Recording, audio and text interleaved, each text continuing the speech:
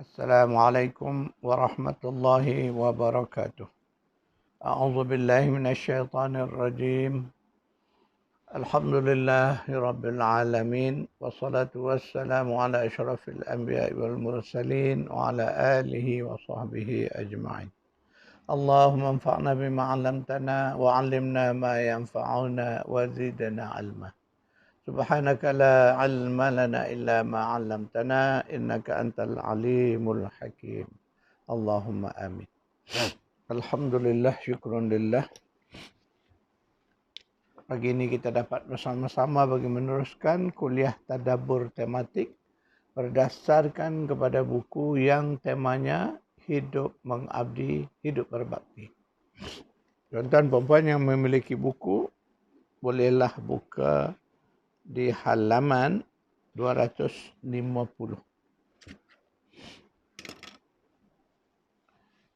Pagi ini insya-Allah saya akan sambung sedikit lagi tentang infak.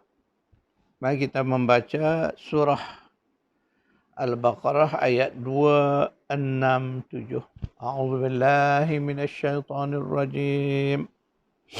Ya ayyuhalladzina amanu anfiqu min thayyibati ma kasabtum wa mimma akhrajna lakum minal ardh ولا تيمموا الخبيث منه تنفقون ولستم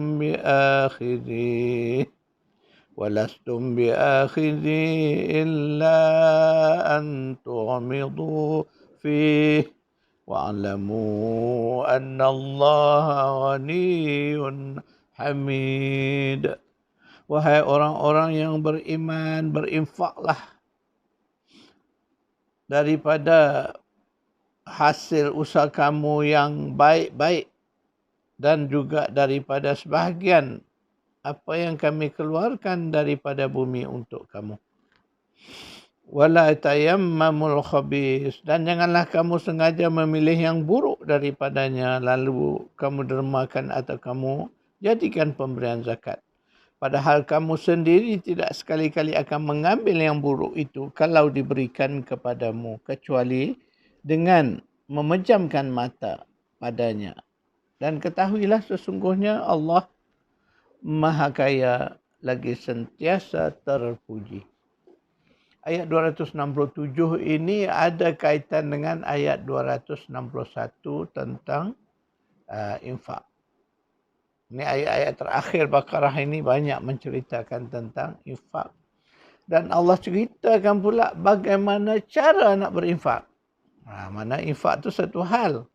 Tetapi dia ada cara nak berinfak. Sebab apa? Kalau cara tak kena, maka infak tu tak jadi kebajikan. Tak jadi ibadah yang sempurna.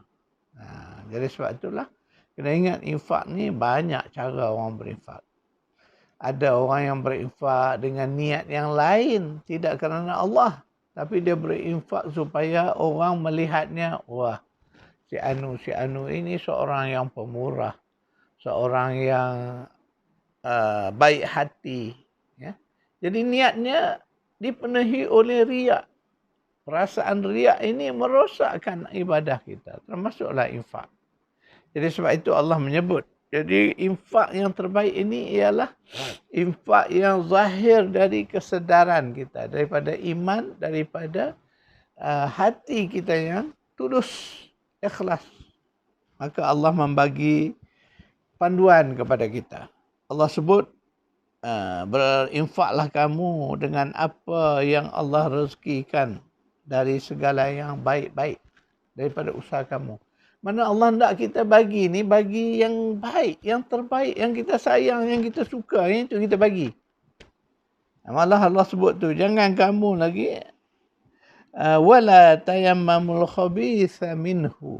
Jangan kita bagi benda yang buruk lah. Macam kita lah. Biasa ni dalam kebiasaan kita. Kita selalu bagi orang ni sumbangan, contohlah bagi pakaian. Kita akan bagi pakaian lama, kita dah tak nak, kita pun tak nak pakai dah.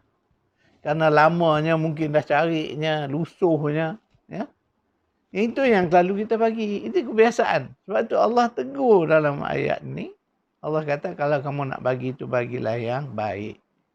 Mana kalau pakaian terpakai pun boleh kita bagi. Tapi bagi yang masih kita rasa kita sanggup pakai lagi. Kita sayang masih lagi makna kita boleh pakai. Yang itu minimalnya. Mungkinlah kita nak bagi yang terbaru tu agak berat. Kan? Jadi walaupun terpakai tetapi pakaian terpakai yang masih kita sayang. Makna masih kita nak pakai. Jangan dah kita letak sebelah untuk jadi kain buruk. Yang itu kita sumbang. Jadi itu menggambarkan bahawa dia sudah nama pun sebutan kita kain buruk. Mana kita nak jadikan pakaian kita tu sebagai alat untuk mencuci kebersihan dan sebagainya. Itu tak dibenarkan, ya.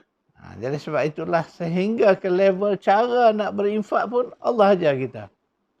Kemudian dalam ayat-ayat lain sebelum ini Allah menyebut bahawa janganlah kamu rosakkan atau binasakan infak kamu dengan menyebut-nyebut ataupun menyakiti hati orang yang kita berikan infak. Itu satu caranya. Ada orang dia bagi sedekah tapi dia mengata. Menyebut-nyebut dengan perkataan. Walaupun bukan dengan perkataan, mungkin dengan reaksi mukanya. Yang menyebabkan si penerima infak itu merasa di hati. Ya, menyakitkan hati. Ini ya. Jadi itu boleh timbul dari perkataan, boleh timbul dari perbuatan, boleh timbul daripada apa yang dipanggilkan body language. Bahasa badan kita. Jadi ingat, ada orang dia bagi infak, tapi mukanya ya Allah, macam tak ikhlas. Ya? Dengan muka nak marah contoh. Ya? Jadi keadaan ini menggambarkan ketidakikhlasan dari dalam jiwa kita. Allah tegur, Allah ingatkan.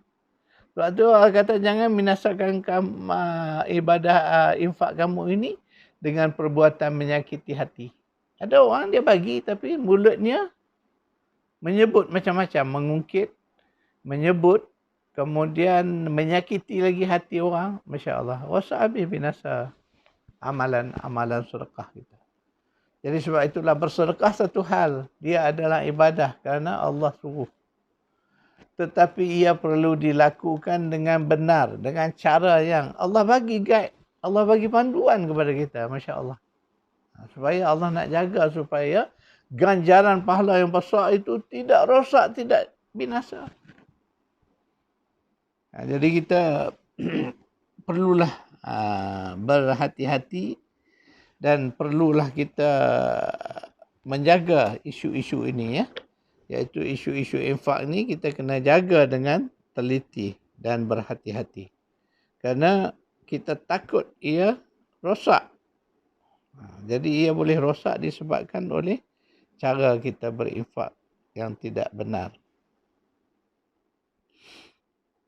Saya akan membawa satu ayat yang Allah sebut, ayat berikut, ayat 262 sesudah ayat 261, ya, yang kita bacakan beberapa hari yang lalu.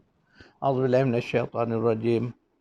Alladzina yunfiquna amwalahum fi sabilillahi thumma la yutbi'una ma anfaqu لا تتبعون ما أنفقوا منا ولا أذى لهم أجرهم عند ربهم ولا خوف عليهم ولا هم يحزنون. Ayat ini menceritakan orang-orang yang menafkahkan harta mereka di jalan Allah, kemudian tidak diikuti dengan setelah dia berinfak itu manna wala adza, tidak mengiringinya dengan perkataan yang mengungkit-ungkit pemberian dan tidak pula dengan perbuatan yang menyinggung atau menyakiti pihak yang diberi. Itu syarat yang Allah sebut. Kemudian Allah menyebut dalam ayat 263 sambung, qaulun ma'rufun wa maghfiratun khairun min sadaqatin yatba'uha adha wallahu ghaniyyun halim.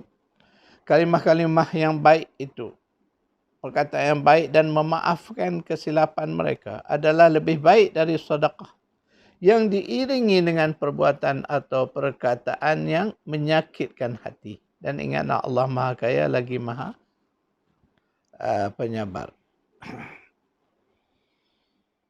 Ayat berikut 264. Ya ayyuhalladzina amanu la tubtilu sadaqatikum bil manni wal adha kalladhi yunfiqu malahu ria'an nas wa la yu'minu billahi wal yawmil akhir.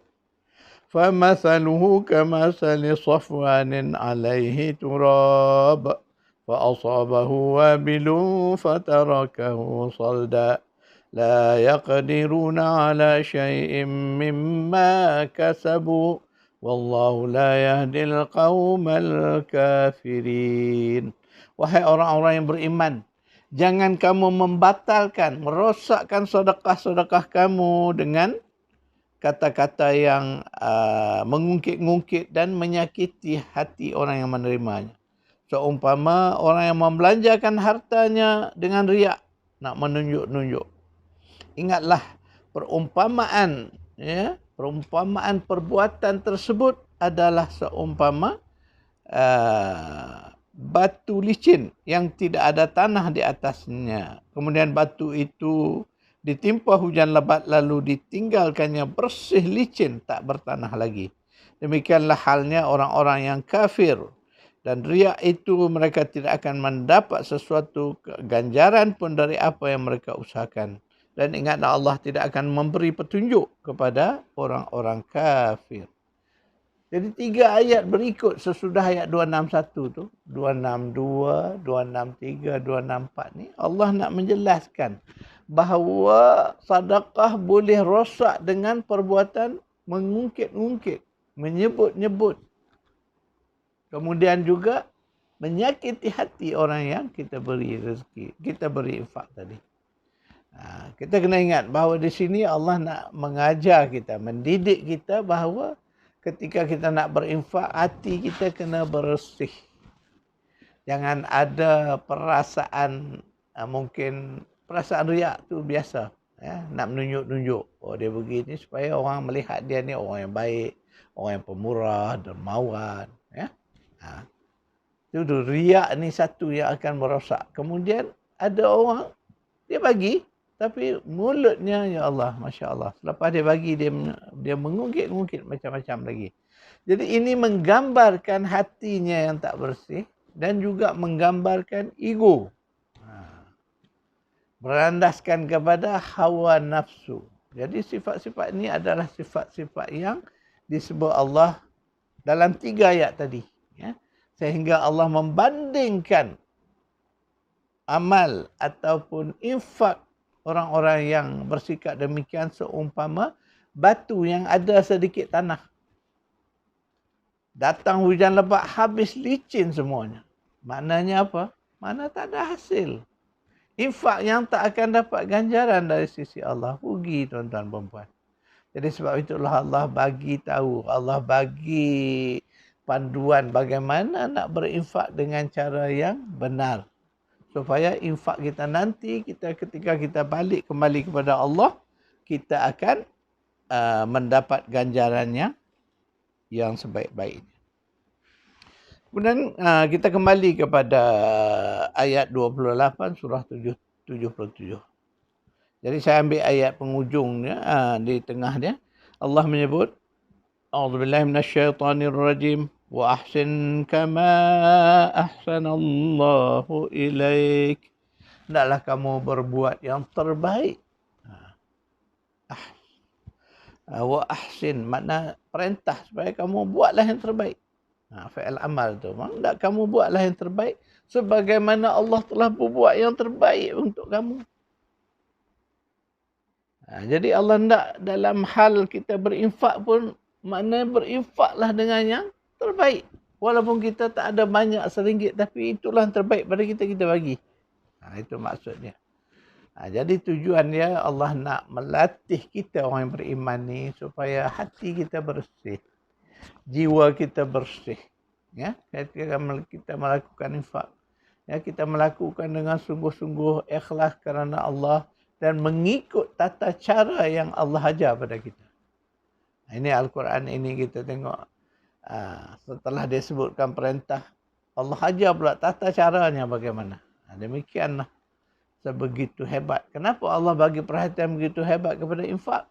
Karena infak ini ganjarannya telah disebutkan dulu dalam ayat 261 Baqarah. Sangatlah besar, 700 kali ganda dan lebih. Maka ganjaran yang besar ini Allah nak bagi tahu kita jaga. Jaga elok-elok, sayang ni amalan ni. Maka kita jaga jangan dirosakkan oleh manna wal adha disebut. Iaitu perbuatan mengungkit dan perbuatan yang menyakiti hati orang yang kita beri. Karena itu dulu kuliah kita pagi ini, kita selesaikan pembicaraan kita tentang infak. Ya, saya akan buat sedikit nota daripada apa yang kita kuliahkan pagi ini.